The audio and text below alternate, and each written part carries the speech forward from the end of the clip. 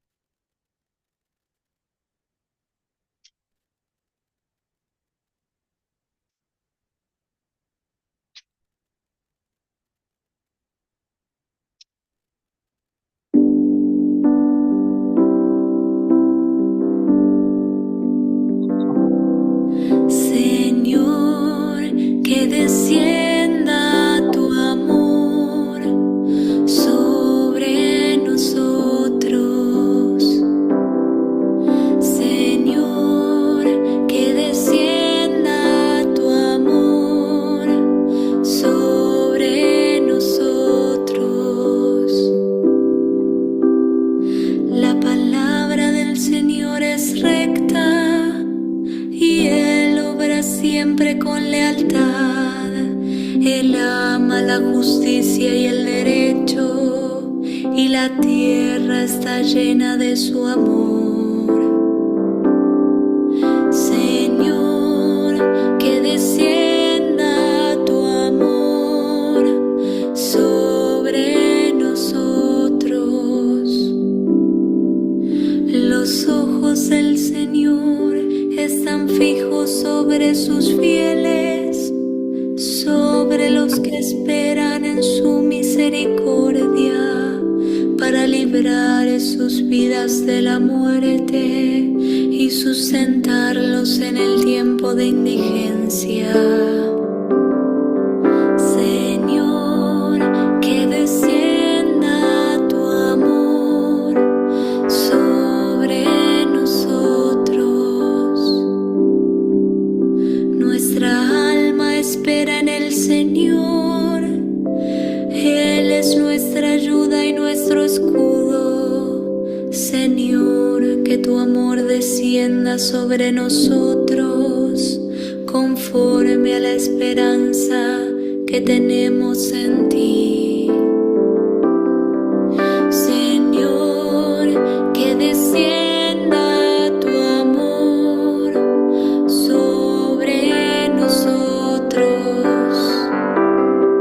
Señor, que descienda tu amor sobre nosotros.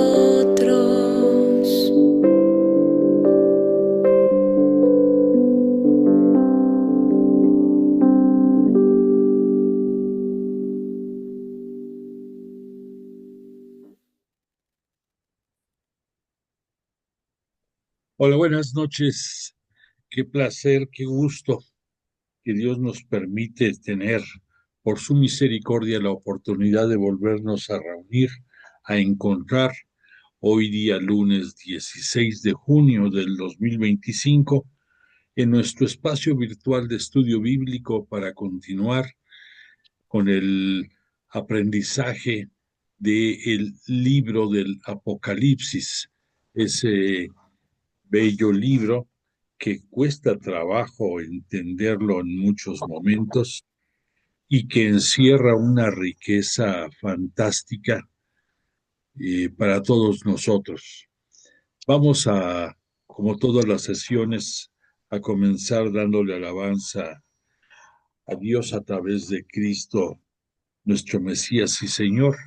Te invito a que digamos todos juntos, en nombre del Padre, el Hijo y el Espíritu Santo. Amén.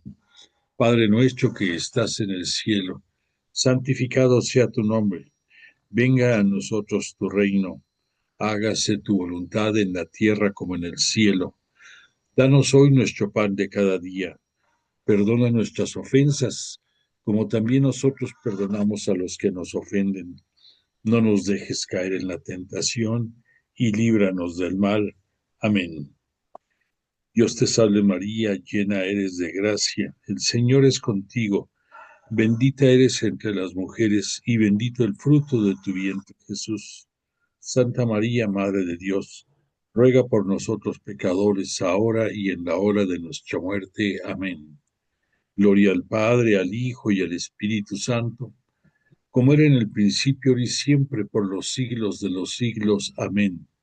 E invocamos al Espíritu Santo y decimos: oh Espíritu Santo, don de Dios y fuerza de lo alto, fuente de agua brotante de vida eterna, desciende y mora en nuestros corazones. Haznos verdaderos adoradores del Padre. Condúcenos a la plenitud de la verdad y transfórmanos en testigos de Jesús para llevar su nombre hasta los confines de la tierra. Amén. Bueno, pues le pedimos y agradecemos anticipadamente a Jesús de Nazaret y al poderoso Espíritu Santo nos acompañen como todas las sesiones y nos ayuden a entender mejor la palabra de Dios que estamos estudiando en este bello libro del Apocalipsis. Y nuestra intención particular de esta noche va muy ligada de esto, de esta misma, de este comentario. Te pongo nada más aquí la lámina en que nos recuerda cómo está el contenido de las Sagradas Escrituras, que recordemos que 100% viene de Dios, pero también 100% es del autor. Y no es que sea un error, el 100% corresponde a ambos y el elemento fundamental aquí para entender mejor esto es que el Espíritu Santo inspira al autor sagrado para que, para que, a ver si se silencian todos, a ver,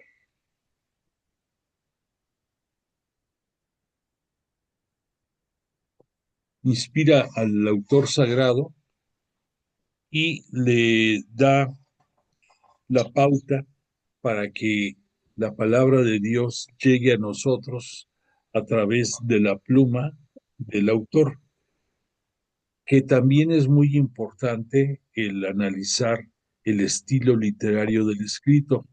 Anteriormente, eso no se tomaba en consideración como tampoco se tomaba en consideración el ambiente histórico, social del acontecimiento. Pero prácticamente desde el Concilio Vaticano II, con las constituciones que salieron relacionadas al tema, cambió mucho el sentido del estudio y, y déjeme ver, no sé qué tengo en mi computadora que no puedo ahorita silenciar a los que tienen su micrófono abierto. Por favor, apáguenlo para que no se nos vicie el sonido, porque yo aquí le pongo silenciar y pues no lo está haciendo correctamente mi computadora. Por favor, ayúdenme, apóyenme para que todos podamos entender y disfrutar mejor nuestra clase. Bueno, retomando el tema, entonces decía que en el libro del Apocalipsis es punto más que esencial porque denota muchos tópicos muy particulares. Recordemos que dentro del ambiente histórico social del acontecimiento nos encontramos, punto número uno, que fue escrito a finales del primer siglo. Punto número dos, que el ambiente es una persecución muy, muy grave en contra de la... Están del otro lado de la iglesia, por el lado por favor, por favor, quien tiene su micrófono abierto, por favor apáguelo para que no nos vicie el sonido de la clase, si son tan amables. Bueno, Perdón que interrumpa, es un Samsung, señor Alfredo. ¿es quién? Un Samsung. No entiendo. Pero que apaguen su micrófono para que no se vicie el sonido. Bueno, vamos a ver si ya así queda. Bueno, gracias. Bueno, entonces, en ese estábamos diciendo que es un ambiente de persecución que comenzó prácticamente a partir de, del año 35, cuando en un principio los propios judíos reprobaban a a las personas que abandonaban el judaísmo y se adherían a la nueva Iglesia Cristiana Católica. Esto se vio altamente incrementado, más o menos por el año 50 y tantos, entre el 45 y 50 y tantos, cuando el emperador Nerón escarnizadamente persiguió a las integrantes de la iglesia cristiana arraigados en Roma y que posteriormente, por el año 90, el emperador Domiciano va a continuar con esa persecución. En el tiempo entre estas dos persecuciones no quiere decir que todo era vida y dulzura, pero fue muy dramático esos años que estamos mencionando. Entonces es muy importante que no perdamos de vista esto para entender mejor el contenido del libro del Apocalipsis. Y en cuanto al estilo literario del escrito, es también muy importante que no perdamos la visión de que Juan, el autor del libro del Apocalipsis, nos está llevando de la mano con muchos detalles interesantes. Quizás uno de los más sobresalientes son que utiliza el número 7, que dentro de la Biblia significa plenitud, para llevarnos en casi todos sus capítulos y desmenuzarlo, cada uno de sus capítulos, en 7 partes. Y esto es repetitivo.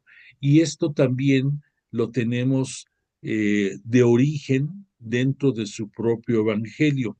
No en vano, te recuerdo, ya estudiamos el Evangelio de Juan, pero en el Evangelio de Juan cita únicamente 7 signos de poder, 7 milagros, pudiéramos decirlo con otra palabra, dentro del ministerio público de Jesús en vida, por supuesto.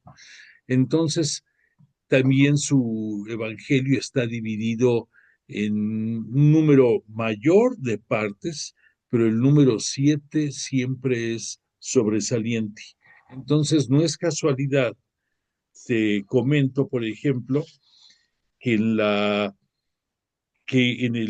lo que ya hemos estado viendo, por un lado, dirige cartas a 7 iglesias, o sea, para mostrarnos la situación que privaba en ese momento en la zona asiática, asiática para dentro del Imperio Romano, que también no es casualidad que nos muestra el autor el libro de los 7 sellos. Vamos a ver, el libro de los 7 sellos. Aquí vemos una lámina en que nos recuerda que ese libro de los 7 sellos, recordemos, solamente era digno de poder abrirlo el cordero degollado, que el anciano que esté en el trono dentro de la Jerusalén celestial en el cielo, es el que lo abre, que posteriormente, a ver, por favor, Ya voy. les vuelvo a pedir, apaguen su micrófono, si son tan amables. Y después el autor nos lleva a la explicación del siguiente capítulo en que nos mostró 7 ángeles que se sirven de 7 trompetas para anunciarnos de una manera muy simbólica lo que se espera suceda en los tiempos finales del mundo. Prácticamente, pues que ya comenzaron desde hace tiempo atrás, porque todo lo que nos han ido planteando, pues vemos que tristemente se va dando en nuestros días. Lo que sí es muy cierto, que la fecha en la cual se concluirá, solamente Dios Padre la sabe, ni el propio Jesús, como nos los dijo durante su ministerio público, la conoce. Pero entonces no es casualidad que ese número 7 se sigue presentando. Y también recordemos que en el libro de los 7 sellos, en ese que mencionamos, en que solamente el Cordero era digno de abrirlo, nos está presentando 7 características acerca de, de las consecuencias de las invasiones y persecuciones de los diferentes imperios que han perseguido a los cristianos, que en un principio no los identificamos así como tal como los cristianos, pero sí los podemos identificar dentro del judaísmo. ¿Y qué importancia, diríamos, tiene el analizar esto?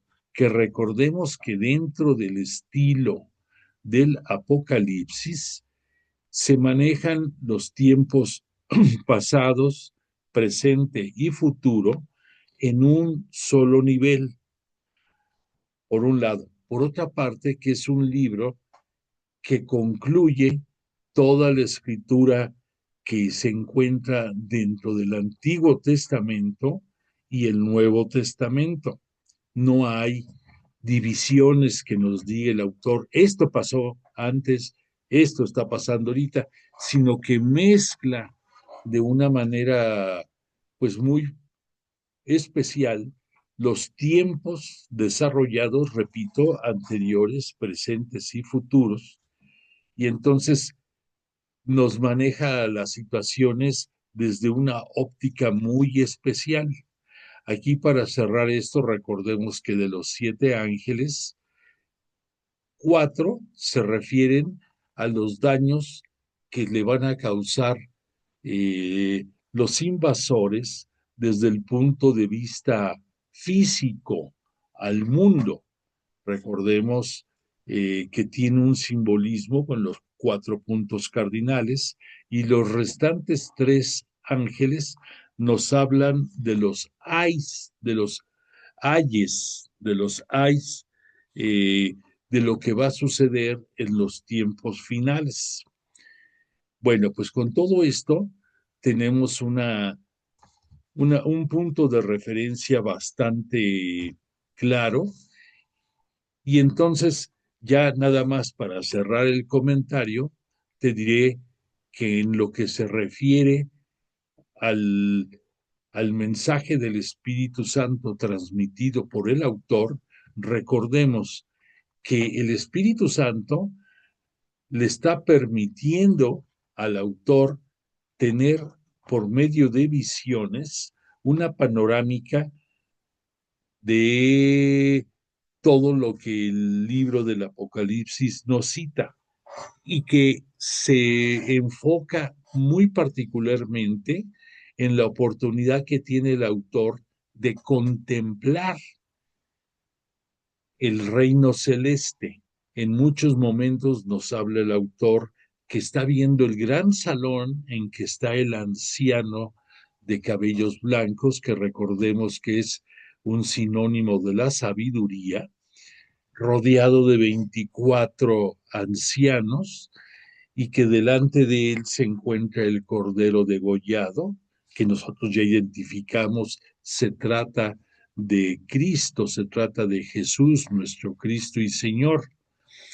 Y entonces el Espíritu Santo le está permitiendo al autor, por un lado, asomarse a esa liturgia celeste permanente. Recordemos, eso es importante, que nos está citando el autor en todo momento un ambiente de alabanza a el, a, al Señor del trono, que nosotros, claro, deducimos es Dios, y también a quien está enfrente de él, que es el heredero regio, el cordero degollado. Y todo lo demás gira en torno a esa liturgia celeste, que va muy parecido a lo que conocemos que sucedía en Jerusalén dentro del templo, pero ahora se está reflejando en la eternidad. Y es interesante el contemplar que estamos frente a un gran cambio en la denominación de lo antiguo, lo del Antiguo Testamento, en el que se nos habla de tradiciones y costumbres del judaísmo, pero también se mezclan en el mismo libro ya las tradiciones que nacen dentro de la nueva Iglesia Cristiana Católica. Y entonces hay un término que vamos a estar viendo interesante, en que se nos habla con relación a los judíos fieles a la palabra de nuestro Cristo y Señor, como el resto de judíos. Y ya en lo que se refiere a todo lo que sucede dentro del Nuevo Testamento, como el nuevo pueblo de Israel. Entonces recordemos que en ese término del nuevo pueblo de Israel contempla a los judíos fieles a la palabra de Jesús, más todos los que fuimos conquistados al precio de su sangre cuando él entregó su vida en la cruz. Dicho todo esto, te quiero recordar que en lo que hemos estado viendo, comentamos que en la última clase que tuvimos, hace 8 días, comentamos que se consideraba para algunos exégetas que habíamos llegado al final del Apocalipsis, pudiéramos decir, primitivo, lo que primero se escribió. Ahora, a partir de esta noche y muy especialmente hoy, vamos a entrar a la segunda parte del Apocalipsis y con un tema muy, muy impactante, hermoso y de gran trascendencia, porque vamos a hablar de la mujer envuelta en el sol y el dragón. Te quiero recordar, para los que están siguiendo esta, este estudio del Apocalipsis sobre la Biblia, vamos a estar hablando a partir del capítulo 12. De ahí vamos a arrancar. Para los que tienen la fortuna de tener el libro del Apocalipsis del padre Carrillo Alday, estaremos a partir de la página 91, el capítulo 4. Bueno, ya para cerrar esta gran, gran introducción, te diré que el salmo que escuchamos esta noche es el Salmo 33 y lo escogimos porque va muy de la mano de lo que vamos a ver esta noche. Este salmo se intitula Himno a la Providencia y este salmo existía desde mucho tiempo atrás, desde antiguo, como se dice, y ahí se hablaba mucho de la confianza de los participantes en las batallas, eh, asegurando que confiaban en la providencia de Yahvé, en la providencia para nosotros de Dios Padre, que ya después de que regresaron del destierro en Babilonia, los judíos siguieron actualizando este canto y lo arreglaron ya más a las necesidades del tiempo en que vivían y por supuesto, ya cuando existió el templo de Jerusalén a partir del rey Salomón, pues ahí lo entonaban con gran fuerza, con gran esperanza. Es muy bello. Y entonces, pues ya dicho todo esto anterior, quiero decir que a partir del capítulo 12, que ya te mencioné, vamos a estar hablando esta noche de la mujer envuelta, envuelta en el sol y el dragón. Y te voy a dejar esta lámina bastante elocuente para que podamos irnos ubicando en lo que vamos a ir hablando. Te quiero decir que después de lo que hemos estado viendo en las clases pasadas,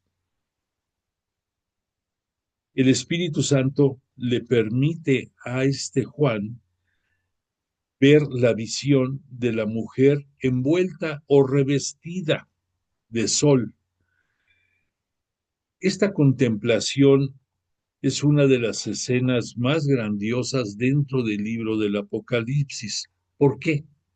Porque desde antiguo, desde mucho tiempo atrás, antes de que existiera el judaísmo, a partir de la época de Moisés, muchísimas civilizaciones, en su admiración por lo que es el cosmos y por lo que es los astros de los cuales pende mucho nuestra vida, el sol siempre ha tenido relevancia. Y es lógico porque de él emana el calor, emana la luz, es el que marca los diferentes ciclos agrícolas, el que nos permite vivir en muchos aspectos y que tiene una luminosidad inmensa, radiante, y ya después, cuando fue pasando el tiempo, dentro del culto, dentro de la idolatría, cobró mucha relevancia la adoración al sol. Bueno, pues ya cuando Moisés da a conocer los las leyes de la Torá, de la Biblia para nosotros, a todos los seguidores del pueblo de Israel, también ahí se habla mucho de las bondades que a través del sol tenemos, pero además se le da la connotación como que el sol es lo que sirve de marco para mostrar escenas de gran realce, de gran importancia, de una altura impactantes dentro de su concepto profundo. Si te pones tú a pensar, no sucede lo mismo con la luna. La luna, aunque nos refleja, nosotros ya con el tiempo lo sabemos perfectamente, nos refleja el propio sol, pero en la luna sí se advierten muchos cambios por estacionalidad, por la distancia de la Tierra a la Luna que va cambiando, por las mareas que provoca la misma Luna, por muchos acontecimientos. Entonces, entendámoslo, la Luna es un astro que nos ayuda a vivir, pero es cambiante. El caso del Sol, por su gran realeza, por su grandeza, valga la expresión, lo vemos siempre igual, aunque también tiene cambios, pero no los podemos advertir por la lejanía y por el contenido atómico de elementos que encierra, las explosiones que hay ahí, y nada más vemos luz, pero esa luz, repito, es lo que sirve de marco de referencia para algo insigne. Por esa razón, en esta narrativa que nos hace el autor del Apocalipsis, cuando dice la mujer envuelta o revestida del sol, nos habla de algo sublime. Es una contemplación de las más grandiosas dentro del libro del Apocalipsis.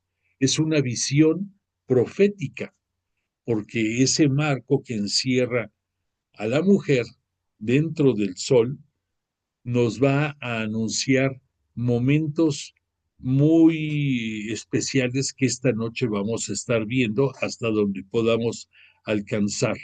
Es una revelación de la realidad que supera los límites de la razón y de la intuición humana. En esta visión de la mujer envuelta en sol, existen diferentes niveles que es preciso distinguir, porque en este cuadro aparece escenas actuales, escenas del pasado, escenas, al decir actuales, pues entendemos del presente, y también vemos escenas del futuro que se entremezclan entre ellas y se conjugan en su fondo. Entonces, esta noche vamos a entrar a ver algunos signos, y tenemos que estar atentos porque los signos van a revestir dos conceptos. Uno, lo que aparentemente vemos en un signo, y dos, lo que tenemos que profundizar, lo que tenemos que reflexionar, lo que tenemos que discernir. Al decir discernir, es bajo la ayuda del Espíritu Santo que entendamos el contenido teológico de lo que nos presenta para poder captar bien estos signos en toda su magnitud, para que nos entendamos. Yo te diría, vámonos un ejemplo muy burdo, pero muy representativo. ¿Qué pasa cuando tú llegas a un semáforo? Sabes que tiene un color rojo, un amarillo y un verde. Y tú sabes que si está el rojo, te debes de detener. Si está el amarillo, que tengas precaución, porque no debes de pasar con la confianza como cuando está el verde, en que tú puedes pasar con toda la confianza. Bueno, esto sería con relación al signo visible, a lo palpable. Ahora, si tú reflexionaras cuál es el significado del semáforo, pues dirías, ah, es un equipo electrónico que nos ayude a mantener el orden de la circulación de los automóviles, a que haga fluida la circulación y a que evite un accidente. Ah, bueno, pero tú en un principio nada más ves el color y en automático o te frenas o te pones abusado o pasas. Ya después la otra reflexión es consecuencia. Pues esto mismo vamos a estar viendo, en pocas palabras, en esta escena de la mujer envuelta o revestida de sol. Vamos a ver una cosa y vamos a tener que reflexionar en el fondo de lo que vemos para entender mejor el contenido de la escena. Entonces, dentro del Apocalipsis comentamos una de las visiones cumbres es esto que vamos a estar viendo esta noche. Y tenemos que profundizar en el mensaje que nos trae, porque el mensaje es eterno, el mensaje es perenne, el mensaje no caduca. Y además, como comenté, vamos a ver que este mensaje viene para todos nosotros como si fuera algo vigente, y lo es, pero nos va a presentar en momentos escenas del pasado, escenas del Antiguo Testamento, nos va a presentar otras del Nuevo Testamento y nos va a presentar otras de la Jerusalén celestial, de esa Jerusalén que está contemplando el autor en sus visiones. Entonces tenemos, pudiéramos decir, tres diferentes tiempos que no nos van a decir, ah, esto pasó en X época. Nos lo va a describir y tenemos que discernir nosotros y sacar nuestras conclusiones. Por lo tanto, cuando en el capítulo 12, a partir del versículo primero, me agradaría irte leyendo para que captemos la esencia de estas descripciones. Dice, una gran señal apareció en el cielo, una mujer envuelta en el sol, con la luna bajo sus pies, y sobre su cabeza una corona de 12 estrellas.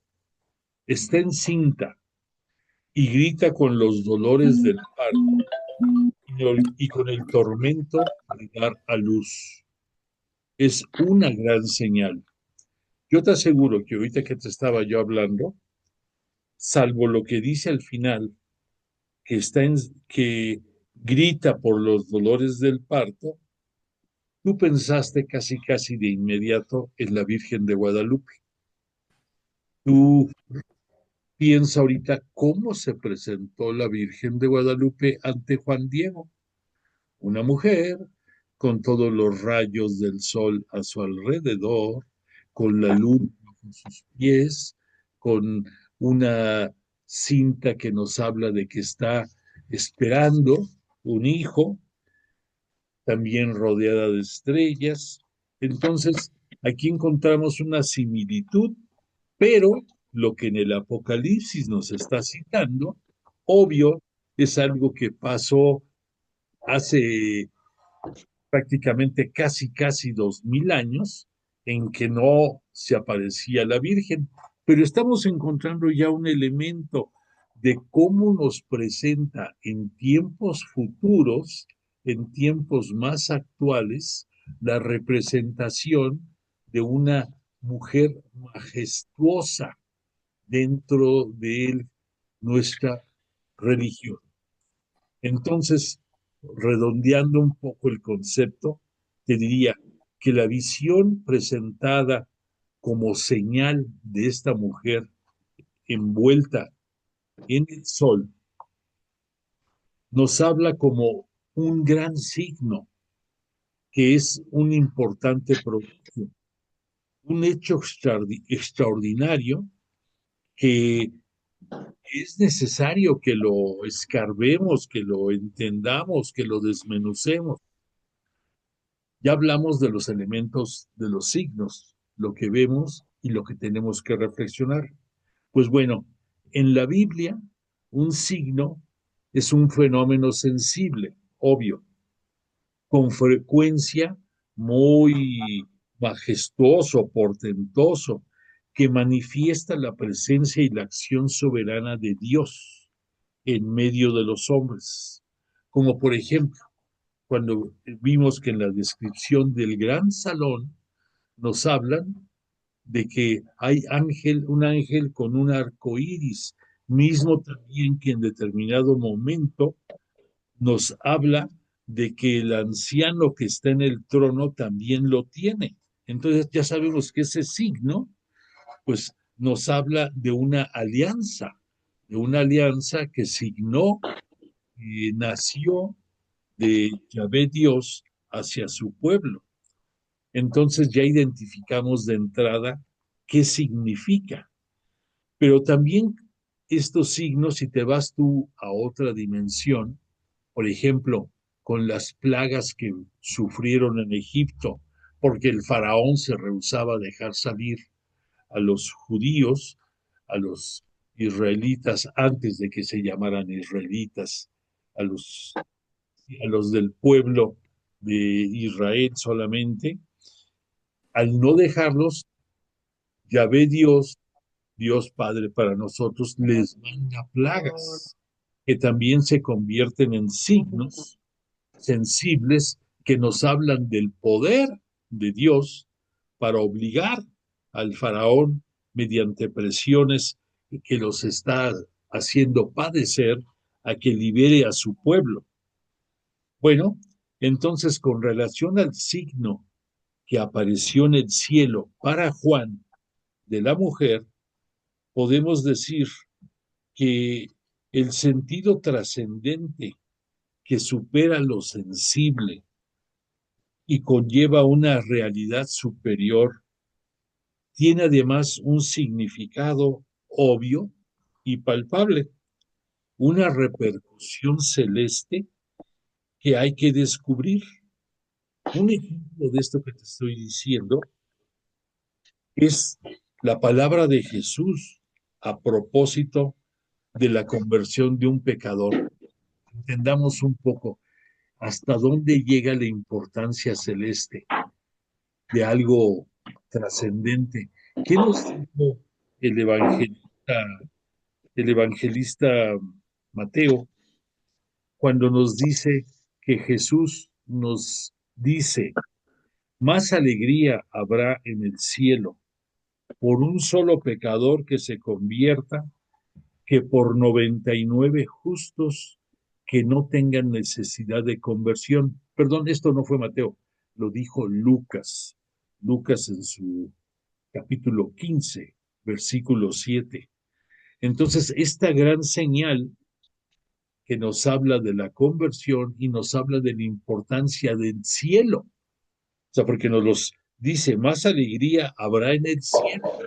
Pues por esa razón podemos entender el por qué esta mujer envuelta en sol que está viendo este Juan, la está viendo en el cielo. Entonces, pues de ahí deducimos gran parte de la importancia de esta escena. La mujer envuelta en el sol con la luna a sus pies y coronada por 12 estrellas. La mujer aparece y esta visión recuerda la descripción que Yahvé Dios, arropado por un manto de luz, evoca sobre todo la brillante presencia o la presentación, más bien dicho, de Israel, la esposa de Yahvé, en el libro del Cantar de los Cantares. O sea, aquí estamos viendo que esta mujer, por un lado, nos puede presentar a la representación física de la Madre de Jesús para nosotros. Por otra parte, nos puede también hablar que es la representación de la mujer como esposa de Yahvé, como, eh, como, como el complemento necesario para que surja el nuevo pueblo de Israel. Ya hablamos que si partimos del Génesis, ahí nos hablan de la creación del primer hombre y de la primera mujer, y que de ahí surgió la humanidad. Pero ¿qué sucede cuando este Jesús entrega su vida en la cruz y adquiere mediante el precio de su sangre Morí. al nuevo pueblo de Israel? ¿Ya comió una morí? Ay, qué Entonces, bonita. ¿Ya comió? ¿Qué más? por No, ya favor, no. ¿Ven? por favor, a ver, ahí tiene, estamos escuchando un micrófono que está abierto. Por favor, déjame ver si puedo Disculpe. silenciar. A ver si puedo silenciar a todos, porque si no,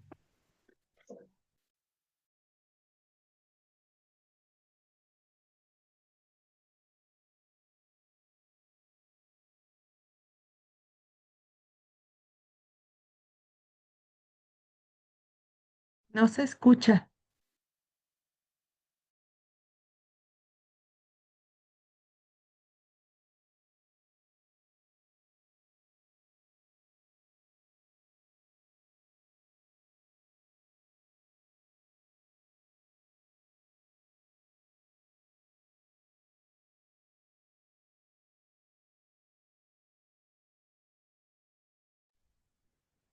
ya, ahora sí ya. Sí, ya, perdón. Se me fue la mano y hasta me silencié yo mismo. Perdón. Bueno, ok. Entonces, hablamos de que hay muchas representaciones, pero otro sentido que también tiene la mujer en esta presentación celeste es que la mujer es también la representación de la iglesia y con relación a Cristo. Entonces ya te estamos aquí hablando de tres diferentes conceptos y sin embargo es una sola mujer y esa sola mujer está y estará por siempre en ese halo de sol mostrando su grandeza. Bueno, entonces también tenemos que tener consideración que estas realidades terrestres, repito, las estamos viendo reflejadas en las visiones que ve Juan en el cielo. Entonces, estamos trascendiendo también el espacio físico. No se están desarrollando en la tierra, es en el cielo. Entonces, no es tan fácil, o sea, que captemos y por eso entenderás el por qué tenemos que estar muy al pendiente de contemplar el signo, pero que estamos obligados a profundizar en el sentido de ese signo, porque lo que para unos puede ser el sentido primero, para otros puede ser otro, pero si reflexionamos todos en el fondo del mensaje, tenemos que coincidir en lo que representa y lo que nos quiere decir. Bueno, entonces, este signo sensible podemos resumir que nos lleva a una realidad superior y espiritual. En otras palabras, la realidad terrestre tiene, además del significado obvio y palpable, una repercusión celeste que hay que descubrir. Un ejemplo, ya lo dijimos, fue cuando Jesús dijo el que llegara un pecador al cielo. Pero te quiero dar un poquito más de detalles. La gran señal de esta mujer presenta dos cuadros muy diferentes. Una mujer envuelta en sol, con la luna a sus pies y coronada con las dos estrellas. La mujer aparece revestida y esta visión recuerda la descripción de Yahvé arropado de un manto de luz. Esto lo puedes tú ver si ves el Salmo 104, ahí te menciona a Yahvé, a Dios Padre para nosotros, envuelto en un manto de luz. O sea que no tiene que ser mujer, también Dios puede estar con esa representación. Pero más que nada, lo que captamos en primera instancia, la mayoría, es que nos evoca la presentación de la esposa de Yahvé, ya te dije, de acuerdo a la descripción que hay de ella en el libro bíblico del Cantar de los Cantares. Déjame decirte un fragmento de esa presentación en el Cantar de los Cantares, que corresponde al capítulo 6 y al versículo 10 específicamente. Dice: ¿Quién es esta que surge cual aurora, hermosa como la luna, refulgente como el sol, imponente como batallones? En esta imagen, la palabra batallones se refiere a las constelaciones del cosmos, las constelaciones celestes. La frase equivale a decir majestuosa como la marcha de las estrellas, pudiéramos decir. El sol, que es creación de Dios, es símbolo de máxima gloria. No existe en la tierra luz más refulgente que la luz del sol. Dios reviste, circunda, envuelve a la mujer con esa luz de su sol. ¿Qué nos está diciendo?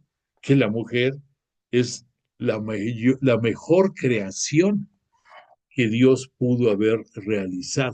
Aunque sabemos, de acuerdo a la narrativa del Génesis, en una de sus explicaciones, que surgió de la costilla de Adán, bueno, de ahí habrá salido, pero ¿quién la hizo?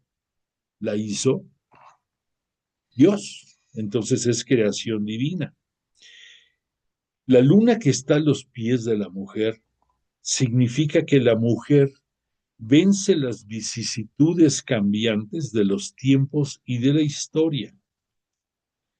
Por eso decíamos que la luna tiene reflejos cambiantes. La mujer lleva sobre su cabeza una corona de 12 estrellas. La corona es símbolo de victoria total y definitiva. El número 12 es una cifra en el Apocalipsis, tiene una significación muy particular. Esta cifra se emplea para designar realidades celestes, ya sea los salvados de cada tribu. Recuerdas que vimos que cita que serían 144,000. Si las tribus de Israel eran 12, 12 por 12 son 144, y 1000 quiere decir multitud.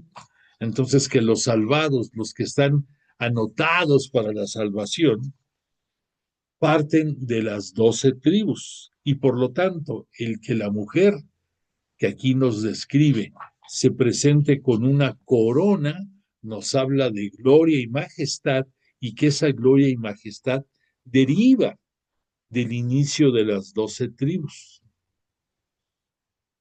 Y también para los que se centran únicamente en el Nuevo Testamento, también puede significar que las 12 estrellas son los 12 apóstoles. Entonces date cuenta cómo, si tú lo quieres interpretar de acuerdo al Antiguo Testamento, no puedes pensar en los apóstoles. Si lo ves desde la óptica del Nuevo Testamento, pues a lo mejor dicen, no, son los 12 apóstoles. ¿Por qué? Porque María es la que conduce al colegio apostólico, la que está al frente de los apóstoles. Las dos aseveraciones son verdaderas, o sea que no se contradicen. En resumen, la mujer aparece como una persona celeste y gloriosa, envuelta en el resplandor. Pero la mujer que nos describe aquí Juan, el autor del Apocalipsis, nos cita que esa mujer sufre los dolores del alumbramiento. Entonces aquí se cambia el cuadro bruscamente. El signo se hace complejo. Por una parte, la mujer es presentada radiante por la plenitud de la luz celestial, pero por otra se encuentra en los dolores del parto. Esta segunda situación de la mujer muestra que en ella se están cumpliendo tanto la palabra profética, en el dolor darás a luz, que esto viene del Génesis. ¿Recuerdas cuando Dios Padre, cuando Yahvé, Dios les dice que por haber comido del fruto prohibido, les da varios cambios dramáticos y entre otros, que la mujer dará a luz con dolor? Entonces aquí estamos viendo en esta presentación a esa mujer con dolores de parto, pero también nos habla que esos dolores los está sufriendo la hija de Jerusalén. O sea, aquí estamos viendo dos diferentes conceptos. Uno, la mujer humana, la mujer físicamente que debe de padecer con dolores el traer este mundo a un hijo, y tenemos también a la esposa de Yahvé, a la esposa de la iglesia, representada en esta mujer, que esos dolores de parto son consecuencia de la crucifixión de Cristo nuestro Señor. Porque ya nosotros hemos estudiado que consecuencia de esa crucifixión es, por un lado, la derrota del tentador de Satanás de parte de Jesús al redimirnos del pecado. Y por otra parte, con esa acción está dando surgimiento al nuevo pueblo de Israel. Y el nuevo pueblo de Israel va a estar de la mano también con esta mujer. ¿Por qué? ¿Recuerdas tú que una de las 7 palabras de Jesús en la cruz, cuando voltea a ver a su madre, ¿qué le dice? Mujer, he ahí a tu hijo. Y que Juan, que está allí a un lado, le dice, he ahí a la madre. Entonces, en Juan estamos representados todos nosotros, el nuevo pueblo de Israel. María, su madre de Jesús, que aquí nada más la cita como mujer, no por desprecio, sino porque es una forma sublime y bíblica de referirse a su mamá, mujer, le está siendo madre de todos nosotros por la misericordia divina, y al mismo tiempo le está siendo la madre de todos los integrantes de la nueva Iglesia Santa Cristiana Católica y Apostólica. Entonces, aquí, cuando dice que la mujer está dando a luz con dolores de parto, piensa que están haciendo la iglesia. Y esto, ¿qué significado tiene con el dragón? Ya llegamos aquí a esta escena que estamos viendo. Te quiero decir que desde la antigüedad, desde antes del judaísmo y de otros cultos idólatras y paganos, existía en la antigüedad una creencia de que el mar era el hábitat natural de grandes monstruos que nada más presagiaban desgracias y dolores para toda la humanidad. Entonces, había dos figuras en las cuales se representaba una que era un dragón y otra que era una serpiente. Entonces, esas tradiciones se quedaron por mucho tiempo y siguen existiendo. Tú has de saber, has de escuchar en algunas tradiciones de muchas civilizaciones que te hablan, no, en el lago Ness, por ejemplo, se hablaba de que había una gran serpiente, y eso estamos hablando de hace 40 años, la serpiente del lago Ness. Bueno, pues eso te puede dar una idea de que muchísima gente de la humanidad ve el mar como ese presagio de desgracias, y que esa serpiente que trae calamidades, o ese dragón, que el dragón ya lo vemos como más, una figura más dramática, porque aquí vemos este dragón con 7 cabezas, también nos habla de desgracias. Entonces aquí vamos a ver qué nos dice, qué nos sigue diciendo el autor con relación a ese capítulo 12, versículo 3. Dice, y apareció otra señal en el cielo, un gran dragón rojo, con 7 cabezas y 10 cuernos, y sobre sus cabezas 7 diademas. Su cola arrastra la tercera parte de las estrellas del cielo y las precipitó sobre la tierra. Está dramático esto que está diciendo. Fíjate, aquí nos está hablando. Esta escena que estamos viendo de una representación mitológica en la tierra, aquí nos las está situando Juan en el cielo. Entonces ahí no hay mar, ¿no? Pero está el dragón, ahí está. Y nos cita que tiene 10 cuernos. Recordemos que el significado de cuernos en el Apocalipsis es poder. Y por otra parte, que nos dice que sobre sus cabezas tiene 7 diademas. ¿Por qué cita 7 diademas? Piensa en esto. Vámonos a una explicación actual y lógica. Dentro de las monarquías, dentro de los países en que tienen gobernados, que son gobernados por reyes, ¿qué portan los reyes?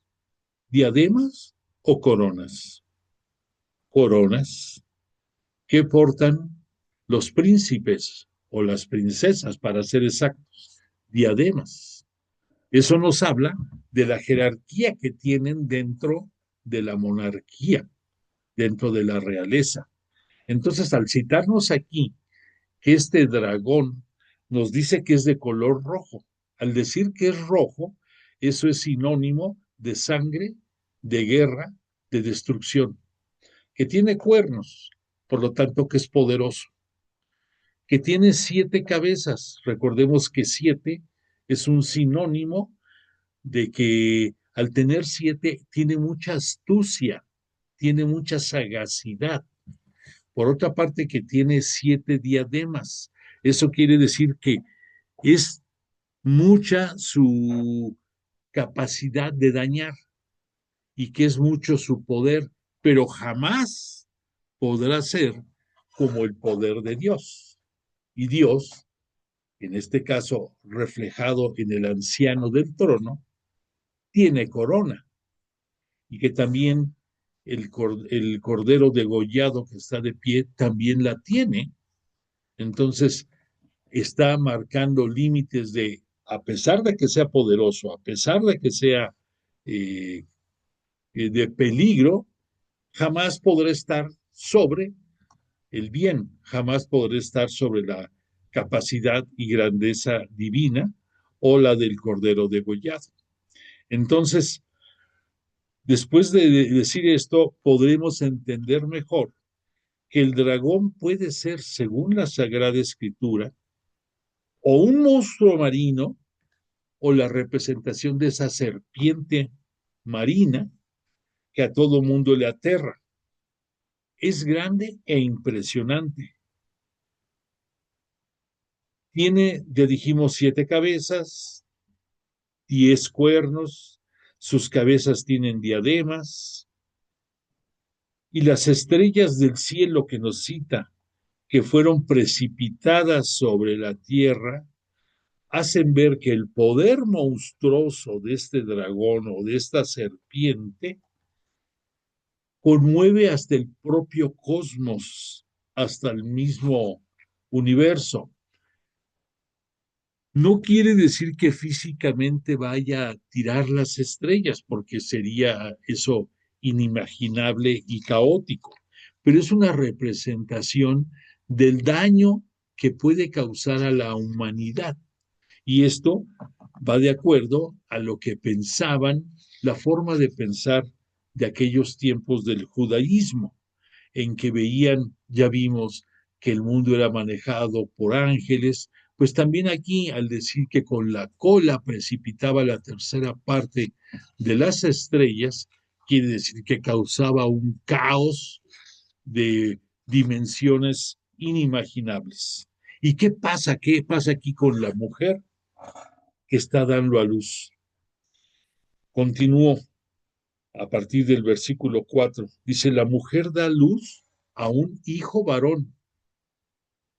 El dragón se detiene delante de la mujer que iba a dar a luz para devorar a su hijo en cuanto lo diera a luz. La mujer da a luz al hijo varón, el que ha de regir a todas las naciones del cetro de hierro. El cetro, recuerda que es esa como mazo que portan los reyes, y al decir de hierro significa poder, significa fuerza, significa que no hay nadie que lo venza. Pero aquí cita, y el hijo de la mujer es arrebatado hasta Dios y conducido hasta el trono. Hablamos ya aquí de lo celeste. Entonces, esta escena nos dice que este dragón, el pervertidor, el que nos causa problemas a todos, obvio está viendo que esta mujer va a dar a luz a ese hijo varón y lo que menos quiere es que viva, lo quiere devorar, pero la mujer lo tiene y es conducido de inmediato al reino celeste. El dragón no soporta la refulgente hermosura de la mujer madre que va a dar a luz. Esta mujer que va a dar a luz recuerda a lo que Isaías nos comenta en su capítulo 7 acerca de la doncella regia. Recordemos que Isaías más o menos 500, no, este es el primer Isaías, como 700 años antes de que viniera Jesús al mundo, nos cita de que una doncella, o sea, una virgen, va a dar a luz al Mesías. Eso nos lo cita Isaías y esto nos los trae a mente.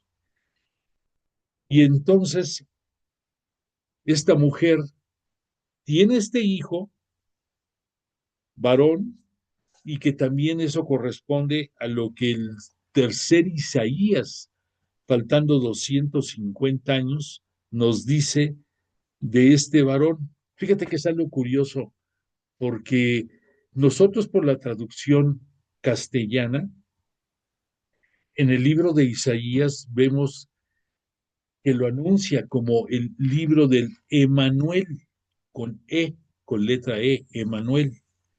Pero fíjate que cuando vemos esa descripción del Emanuel, como que no nos cuadra muy bien con lo que representa en realidad el futuro Mesías, nuestro Cristo y Señor, el Rey de Reyes.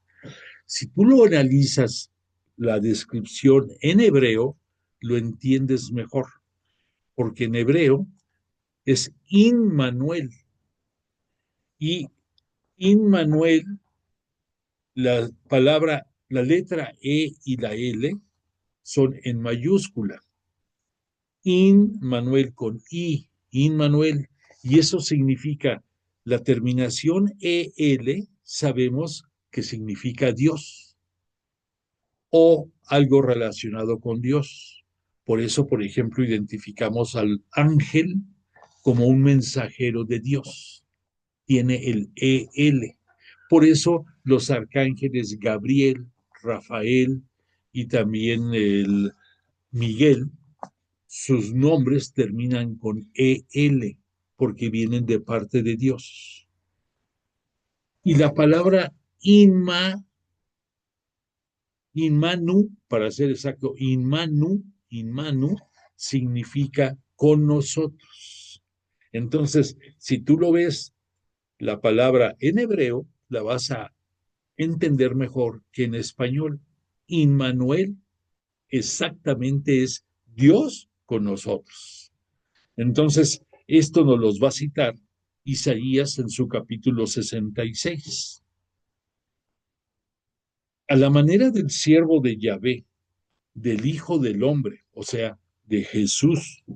Este personaje es una figura individual que es a la vez cabeza y jefe del nuevo Israel, que ya hemos hablado que surge en la cruz al estar crucificado Jesús, y él se va a convertir en el nuevo Israel, en el jefe, en el que da luz al nuevo Israel y a la totalidad de todas las naciones que a través de Jesús y de su iglesia van a formar parte del nuevo pueblo de Israel. Por lo tanto, Jesús, ya que estudiamos en las clases pasadas lo que significa el testigo fiel, ya podrás entender ahora mejor que este Jesús es el testigo fiel por excelencia. Es el primogénito de entre los muertos, el príncipe de los reyes de la tierra, el rey de reyes y señor de señores. Pero es un Cristo cuya victoria definitiva solo se manifestará al final de los tiempos, o sea, cuando sea la parucía. Solo en la parucía se va a mostrar en toda su plenitud su gloria, su victoria definitiva. Pero en la cruz también le está mostrando, venciendo la muerte, venciendo al pecado. Entonces está venciendo o está, si tú quieres, está venciendo en la batalla al tentador. Pero la batalla final, la destrucción final del tentador será hasta cuando sea la parucía. Pero eso no quiere decir que este Jesús, fíjate, las persecuciones del Imperio Romano sobre los nuevos cristianos, ya vimos en las clases anteriores que estos mártires de nuestra religión eran testigos fieles. Pero qué mejor de testigo fiel que la prueba de Jesús, que, que fue perseguido, asediado, engañado, manejado por las autoridades religiosas judías y que sedujeron o presionaron a las autoridades romanas y que terminan condenándolo a muerte y es en la muerte en cruz. ¿No es Jesús el testigo fiel más grande que puedes conocer? ¿No es Jesús también el que gracias a esta entrega sin restricciones de la vida que él quiso dar, se convierte en el nuevo Adán? ¿No convierte a su madre al decirle, he ahí al Hijo, refiriéndose a Juan, en la madre de todos nosotros, en la madre de toda la iglesia? ¿Y quién eres tú? Tú eres también hijo y también eres iglesia. Entonces tienes la doble liga con María por la misericordia de Jesús. Por lo tanto, Juan el vidente pasa del nacimiento del Mesías inmediatamente a la exaltación al trono de Dios, tratándose de Jesús Cristo, alusión a su ascensión y glorificación a la derecha del Padre. Ese es el significado cuando vimos que decía que el dragón estaba esperando que diera luz, hijo, al varón. ¿Y qué nos dice aquí? Pero su hijo fue arrebatado hasta Dios y hasta su trono. ¿De dónde fue arrebatado? No nos está hablando aquí del nacimiento de Belén. Fíjate, aquí es donde entra el discernimiento. Lo que estamos leyendo y ya reflexionando nos ubica. Nos está hablando de Jesús en la cruz, que al entregar su espíritu es llevado a los cielos, al paraíso con su Padre, llevado hasta el trono de ese anciano sabio que es su Padre. Entonces ya identificamos ese signo que estamos viendo con una reflexión y con una conclusión más profunda. Entonces, la mujer que da a luz al Mesías es símbolo del pueblo de Dios. Al mismo tiempo, es símbolo de la hija de Sión y también es símbolo del resto mesiánico. Preciso, símbolo del pueblo de Dios, porque ella, ya dijimos, por misericordia divina, se convierte en madre de todos nosotros. Y nosotros, al ingresar a la Iglesia Cristiana Católica, nos convertimos en iglesia. Y por otra parte, formamos parte del resto mesiánico. ¿Y por qué se dice del resto mesiánico? Ya te lo dije hace ratito. El resto mesiánico se refiere a los judíos de el pueblo judío que sí creyeron en Jesús y que se adhirieron a su nueva iglesia. Ese es el resto mesiánico. ¿Por qué? Porque Jesús vino como el Mesías anunciado. Que no lo hayan querido reconocer las autoridades religiosas judías es otro boleto. Pero él es el Mesías esperado. Por lo tanto, los judíos que sí lo aceptaron forman parte de ese resto mesiánico. A eso, por la misericordia de Jesús, al darnos su vida, nos convierte a todos nosotros, seguidores de Él de todos los tiempos, en el nuevo pueblo de Israel. Y dentro de ese nuevo pueblo de Israel están los del resto mesiánico. Entonces, repito, estamos hablando de escenas del Antiguo Testamento, del Nuevo Testamento y hasta de la actualidad. Y mezcladas, estamos contemplando en una visión celeste que está viendo Juan, el autor del Apocalipsis.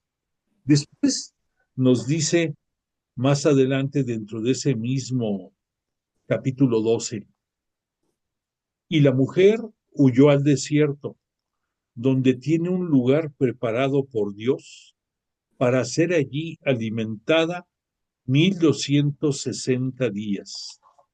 Ya vimos que los 1260 días es lo mismo que 42 meses o lo mismo que 3 años y medio, que tiene mucha significancia en todo lo que hemos estado viendo aquí en el Apocalipsis. Pero aquí nos presenta algo interesante, y la mujer huyó al desierto, donde tiene un lugar preparado por Dios. ¿Qué significa esto? Esto, para entenderlo mejor, nos tenemos que remitir a qué sucedió en el libro del Éxodo, que nos narra que el pueblo elegido como pertenencia personal de Yahvé Dios, de Dios Padre, por 40 años anduvo en el desierto. Y anduvo por 40 años porque en muchos momentos dudaron de la misericordia, bondad, grandeza de Yahvé, y les hizo irse purificando en ese tiempo.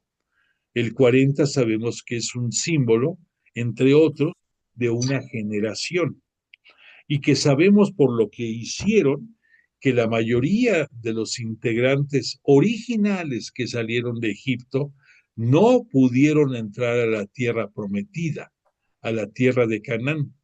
Por lo tanto, identificamos que ese desierto es sinónimo de purificación.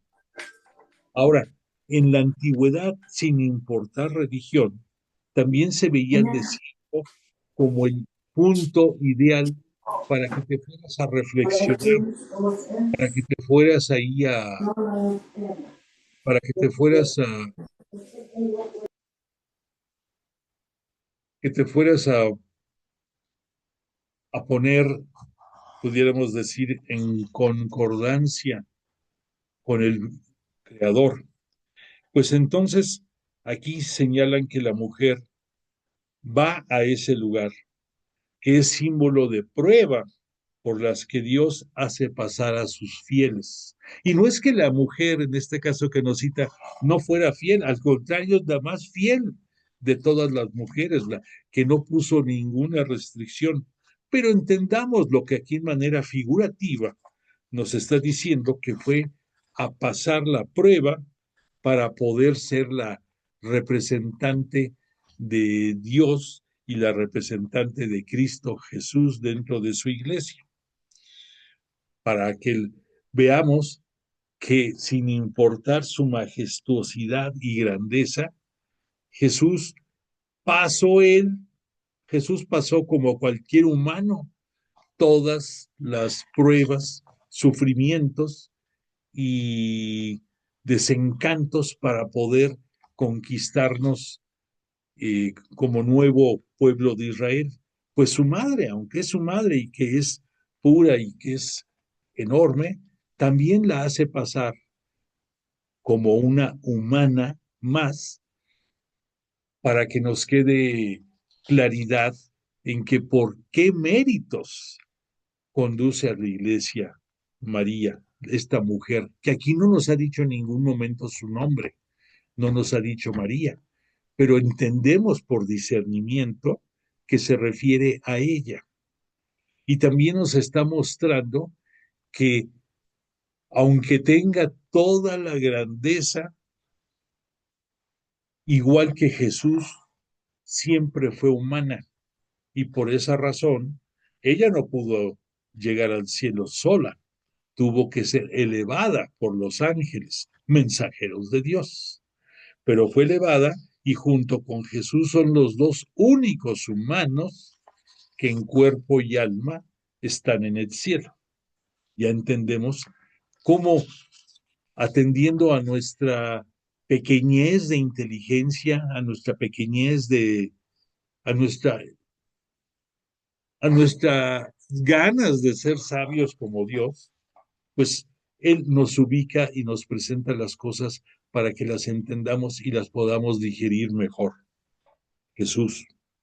Pues bien, como en otro tiempo Israel fue salvado por Yahvé de la esclavitud de Egipto y de la persecución del faraón, fue probado, alimentado en el desierto. Ahora la mujer debe escapar de las insidias del poder, del mal, y permanecer en el desierto. Igual que Jesús se dejó tentar por el demonio estando en el desierto, pues también la mujer se va al desierto para prepararse, para poder ser parte de ese resto mesiánico, de aquel pequeño grupo de seguidores de Jesús, representantes de todo el pueblo de Israel. Pero ya nos queda claro que todo esto, hablando de Jesús, se desarrolla a la luz del Jesús Mesías, del Jesús del Calvario.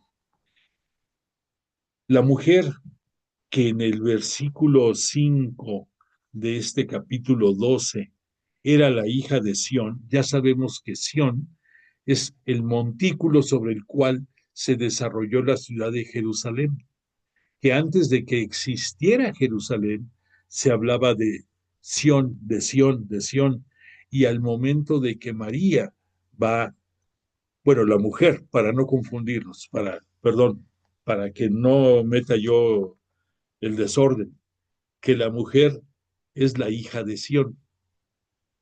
Futuramente la vamos a conocer como la madre de la iglesia. Comienza a ser el pequeño núcleo de los creyentes que van constituyendo el nuevo pueblo de Dios. Que esos 3 años y medio que nos dicen, que nos cita Daniel en sus escritos proféticos, nos habla de la duración típica de las persecuciones que nos cita en el Apocalipsis y del tiempo de la iglesia sobre la tierra.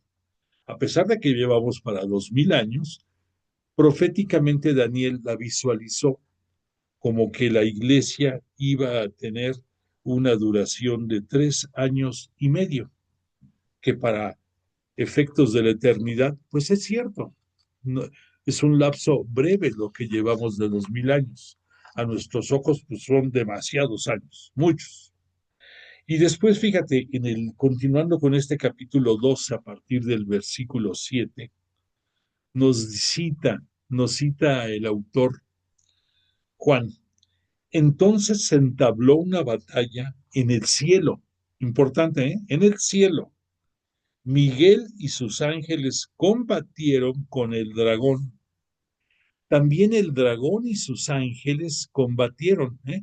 Conste, aquí también nos está diciendo el dragón, que sabemos que es el tentador, y los ángeles, o sea, no les quita el rango de ángeles, pero son ángeles caídos que se alinearon con el dragón, con la serpiente, con el tentador, con Satanás. Pero no prevalecieron y no hubo en el cielo lugar para ellos, para el dragón y sus seguidores. Y fue arrojado el gran dragón, la serpiente primordial, el llamado diablo, y Satanás, el seductor del mundo entero, fue arrojado a la tierra y sus ángeles fueron arrojados con él. Entonces aquí fíjate cómo nos pinta en esta escena, nos está remontando a algo sucedido antes de la creación del mundo.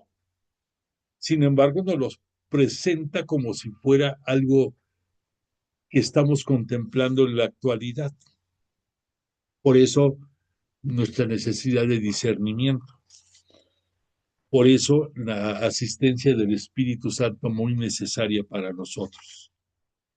Entonces, ya nada más para cerrar, porque no vamos a poder seguir mucho más, te digo que esa batalla en el cielo que nos cita el versículo 7 y 8, presenta bajo la forma del acontecimiento celeste lo que en realidad sucedió en la tierra, el lanzamiento de Satanás. Además, sitúa en el cielo esta guerra. Quiere significar que algo sucede en una esfera superior y espiritual. El establecimiento del reino de Dios perturba y destruye al reino de Satanás.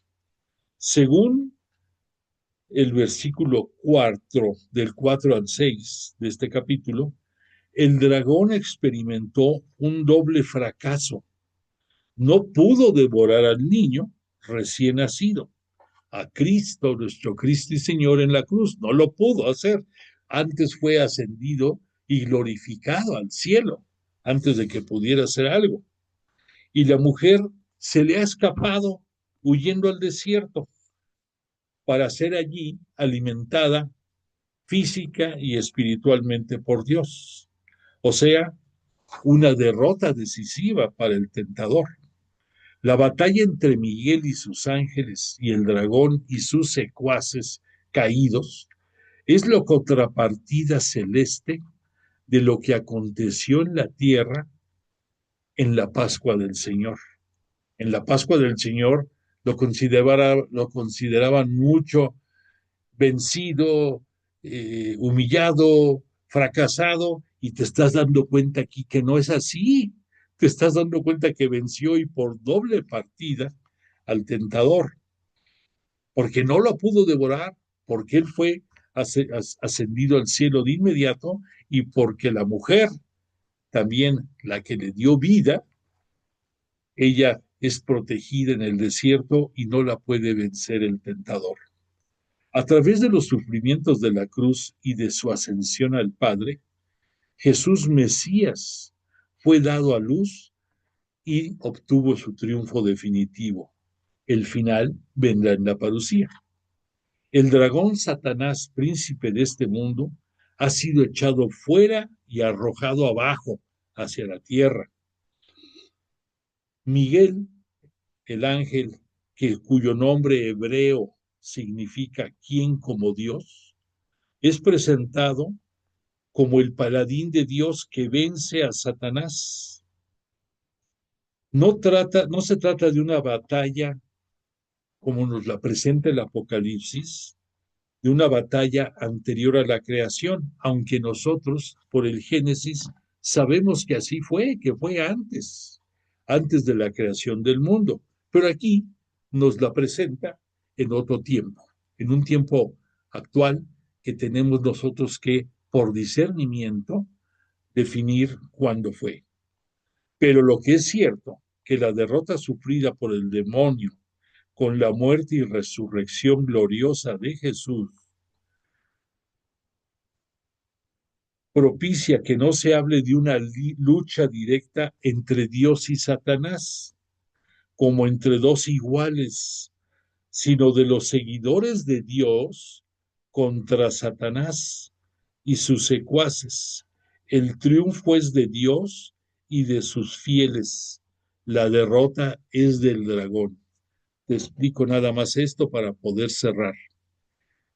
Miguel, el arcángel, quien como Dios, en esa batalla que nos citan en el Génesis, vence al demonio y a los ángeles caídos y son lanzados hacia la tierra. Para nosotros vemos que este triunfo es de Dios, pero que Dios no tiene necesidad de rebajarse a pelear contra Satanás.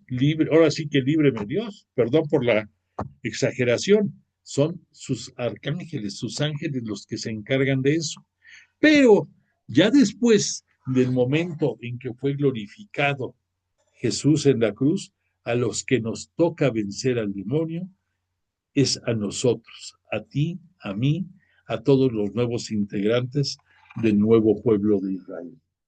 Bueno, pues aquí nos quedaremos para la siguiente clase, no te la pierdas, va a estar muy buena. Y agradezco en primer lugar a Jesús de Nazaret y a su Espíritu Santo que nos hayan acompañado, y a ti el que hayas estado esta noche también conmigo. Deseo que tengas una buena semana, por favor da constancia de tu asistencia y deseo que tengas una buena semana. Te pongo la canción del cierre, que descanses.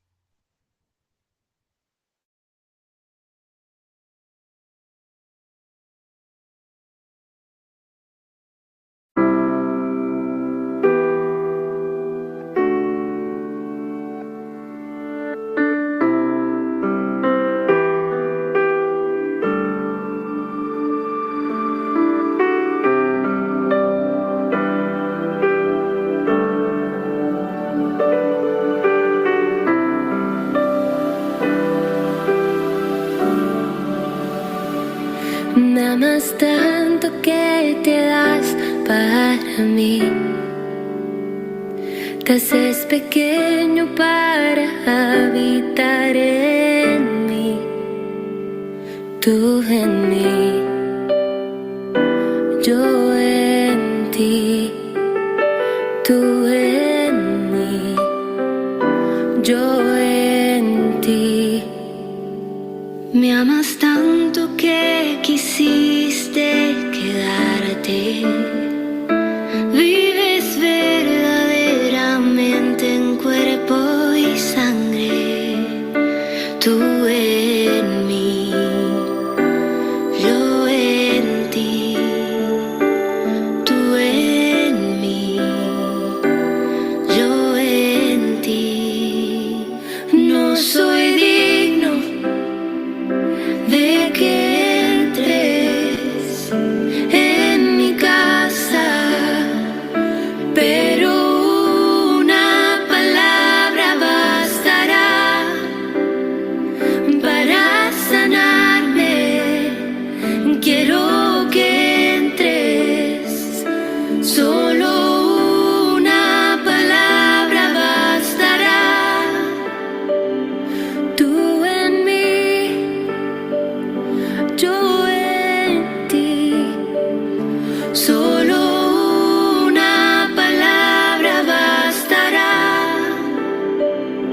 Tú en mí, yo en ti, solo una palabra bastará.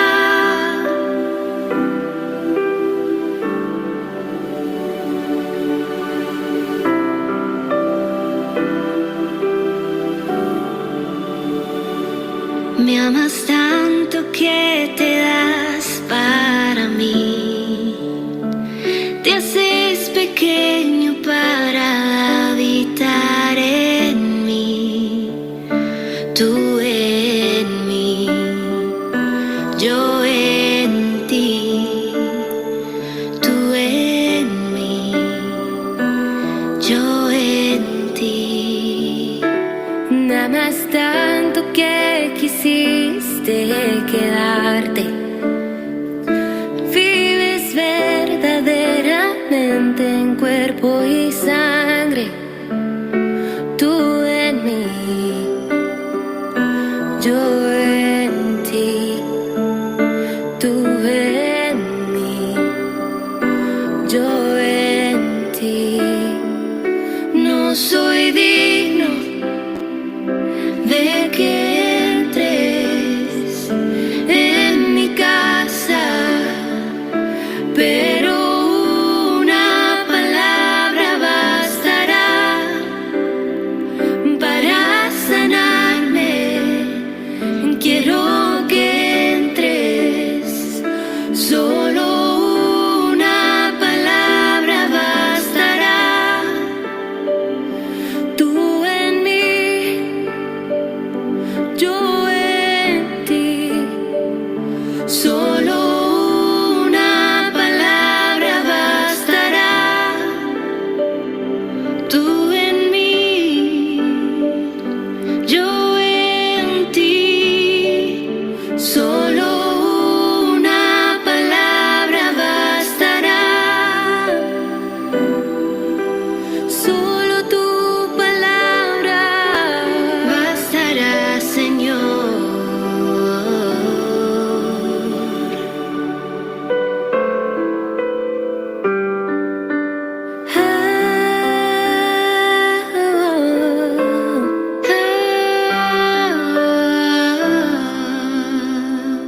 No soy